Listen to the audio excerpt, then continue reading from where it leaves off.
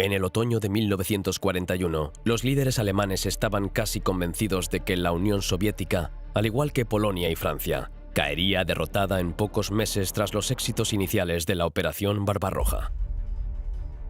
Ante esta situación, algunos de ellos comenzaron a realizar los preparativos necesarios para un gran desfile de la victoria en la Plaza Roja, una vez que Moscú fuera tomada por las tropas alemanas.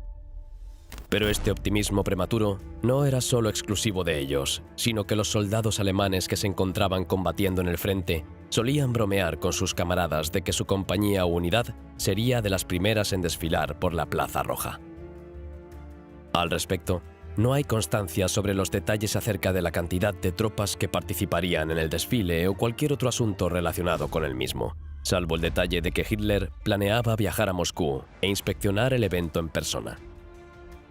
Sin embargo, y como bien es sabido, en el invierno de 1941, los soviéticos lograron reagruparse y frenar el avance alemán justo a las puertas de Moscú, y posteriormente los hicieron retroceder varios kilómetros. La contraofensiva soviética durante la batalla de Moscú terminó sentenciando el fracaso de la guerra relámpago en el este, y junto con ello se desvaneció cualquier entusiasmo por un gran desfile alemán en la Plaza Roja. No obstante, Stalin siempre tuvo conocimiento de aquel soñado desfile alemán en Moscú, y 2 años y medio después, cuando los soviéticos pasaron a la ofensiva en todos los frentes, el líder soviético les concedió aquel ansiado desfile, pero no como los alemanes esperaban. Conocido por los historiadores como el desfile de los vencidos o el desfile de la derrota, este episodio ha sido uno de los más simbólicos e impactantes que se vivieron durante la Segunda Guerra Mundial, en donde unos 57.000 prisioneros alemanes, heridos, sucios y agotados, marcharon por las calles de Moscú custodiados por soldados soviéticos, ante la presencia de más de 120.000 civiles que los miraban curiosos y asombrados. En cierto modo, se puede decir que aquellos hombres que marcharon por las calles de la capital soviética, que incluían en su mayoría soldados rasos, pero también oficiales de alto rango y generales, hicieron realidad el sueño de Hitler de desfilar en pleno corazón de Moscú, aunque no de la forma que él pretendía. El día de hoy, seguidores, conozcamos a más detalle este increíble episodio de la Segunda Guerra Mundial que, desgraciadamente, no es tan conocido en el mundo occidental. Adentrémonos, pues, en la historia del desfile de los vencidos. Bienvenidos a Mini Historias de Guerra.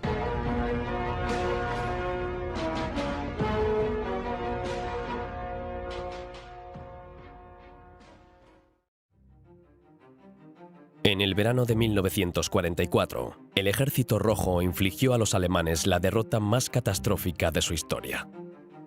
Como resultado de una gran ofensiva soviética lanzada en Bielorrusia, conocida en clave como Operación Bagration, unidades de la Wehrmacht y algunas pertenecientes a las Waffen-SS perdieron hasta 500.000 de hombres en cuestión de semanas, y el Grupo de Ejércitos Centro, uno de los 3 grupos encargados de invadir el vasto territorio soviético, y cuyo objetivo inicial había sido la toma de Moscú, simplemente dejó de existir.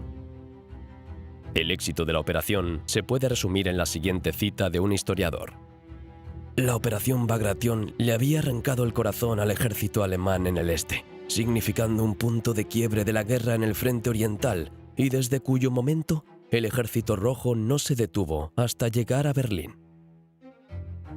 Como consecuencia de esto, desde la cúpula del Politburó, los altos dirigentes soviéticos afirmaron que valía la pena celebrar un éxito tan rotundo, y aunque la Operación Bagration aún no había concluido, el Kremlin decidió realizar un desfile oficial en Moscú. Pero a diferencia de los típicos desfiles donde suelen marchar las tropas vencedoras, para esta ocasión, su realización se centraría en los vencidos.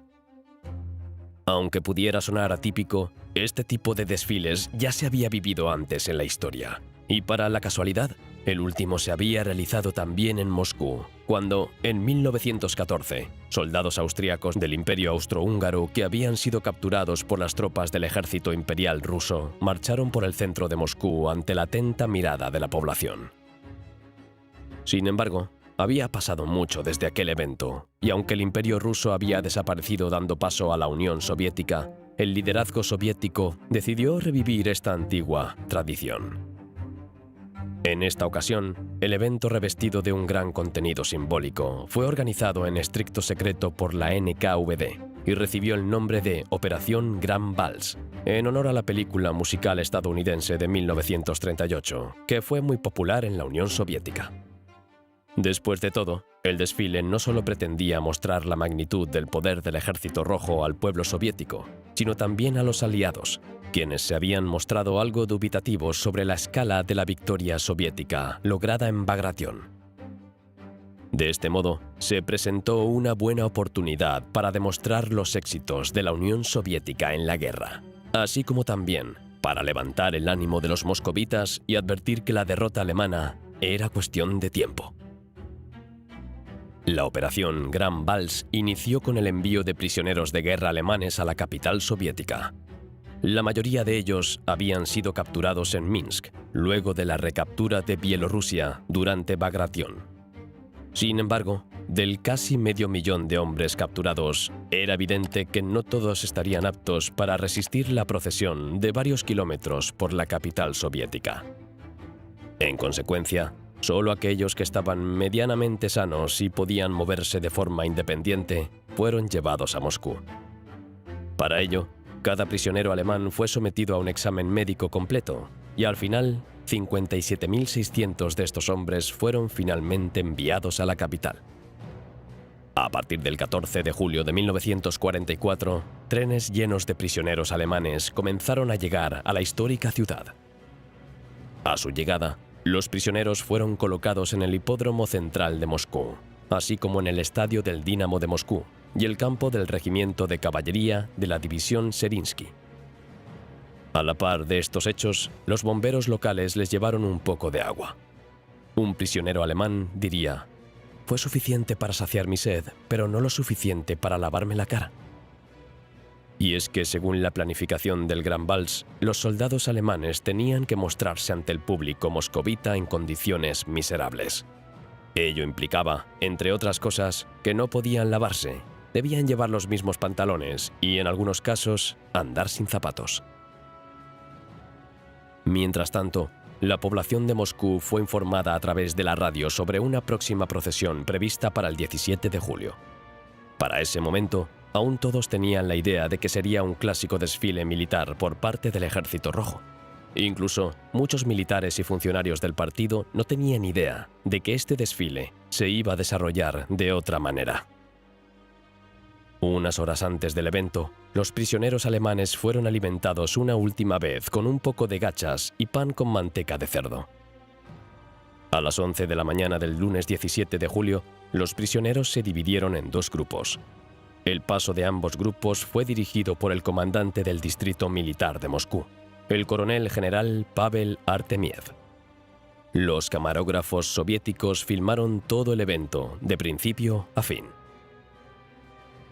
En estas primeras tomas se pueden ver las principales calles de Moscú en un soleado lunes. Los civiles caminan por la ciudad mientras camiones militares se estacionan al fondo. En las siguientes tomas podemos ver a los prisioneros alemanes custodiados por guardias soviéticos en el hipódromo de Moscú, algunos sentados y otros de pie. Солдатам Гитлера предоставлена возможность побывать в Москве. Вот они, 57 600 пленных немцев, остатки разбитых полков, дивизий, корпусов. Они на обширном поле ипподрома столицы. Здесь лишь недолгий привал. Отсюда их проконвоируют через Москву дальше, в лагере для военнопленных.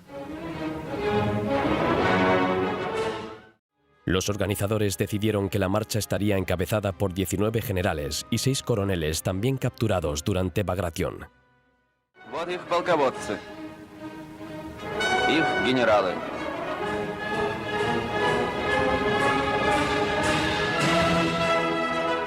Генерал-лейтенант Мюллер, исполнявший обязанности командующего 4-й немецкой армией.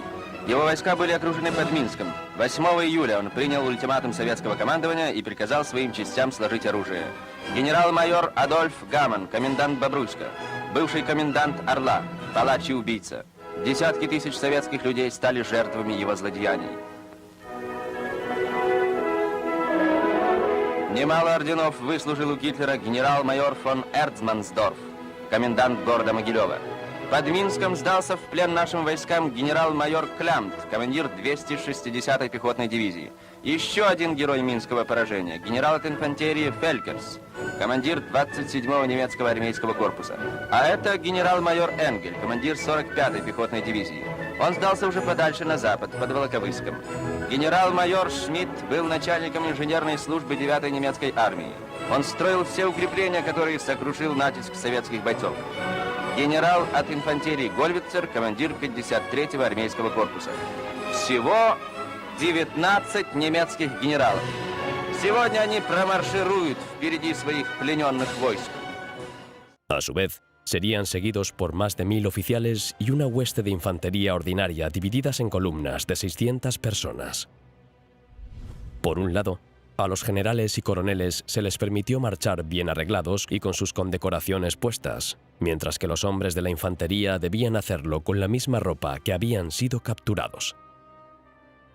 Con la congregación de miles de moscovitas en sus balcones y en las principales calles y avenidas de la ciudad, aguardando en silencio y expectantes de lo que se venía, la marcha de los vencidos iba a comenzar. Сотни тысяч москвичей, военные и штатские, женщины, старики, дети собрались посмотреть на тех, кто шел походом на Москву. У каждого свой счет с немцем. Быть может, здесь пройдет летчик, бомбивший Москву в 1941 году, или убийца твоего сына, или палач, терзавший где-нибудь на Украине твоих родных. El primer grupo, compuesto por 42.000 soldados, marchó a lo largo de la carretera Leningradskoye, pasando por varias calles, avenidas y plazas como la calle Gorki y la plaza Mayakovsky, hasta llegar a la estación de Kurskaya. Вот они, побежденные, живое свидетельство наших побед.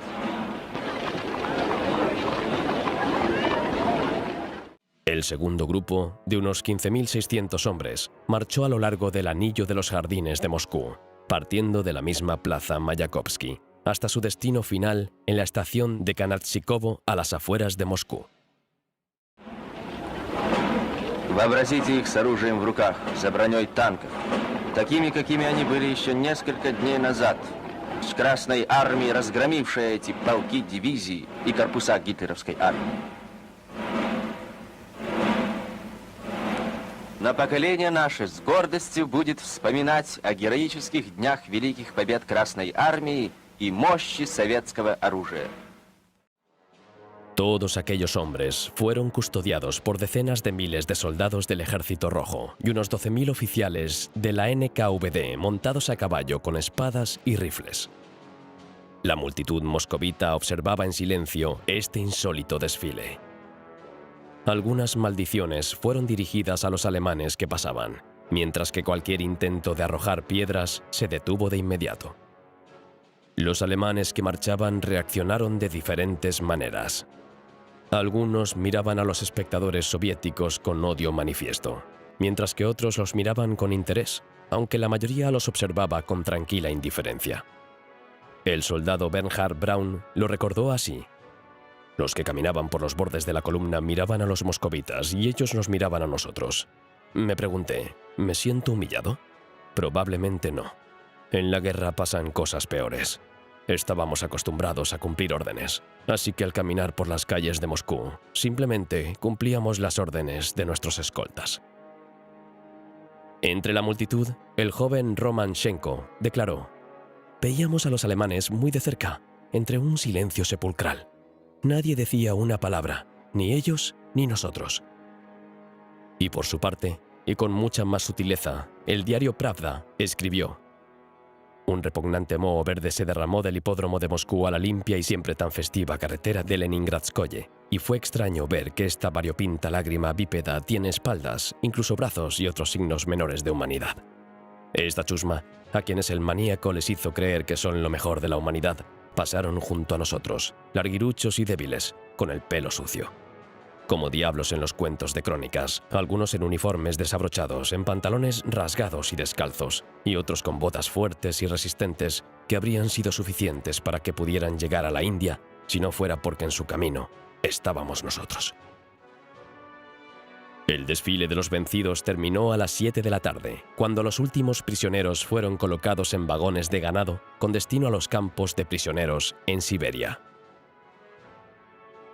Entretanto, una fila de camiones de limpieza recorrieron las calles por donde habían marchado los soldados alemanes, limpiando simbólicamente a Moscú de aquella suciedad de moho verde, como lo definió el Pravda. Вот так, отмыть, очистить землю от всей гитлеровской нечисти, чтобы следа ее не осталось. Por su parte, los 19 generales permanecieron en Moscú, ya que aún podían ser útiles para el alto mando soviético durante las siguientes operaciones. Posteriormente, 2 de ellos fueron juzgados y condenados a la horca por crímenes de guerra: el general Gottfried von Hermannsdorf y el general Adolf Hamann.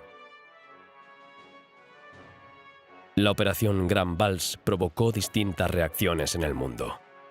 Por un lado, los líderes de varios países expresaron su descontento y calificaron el desfile de humillante e inaceptable, mientras que por otro lado, el mundo pudo ver el enorme poder de la pisonadora soviética y de que, efectivamente, era posible derrotar a la Alemania de Hitler.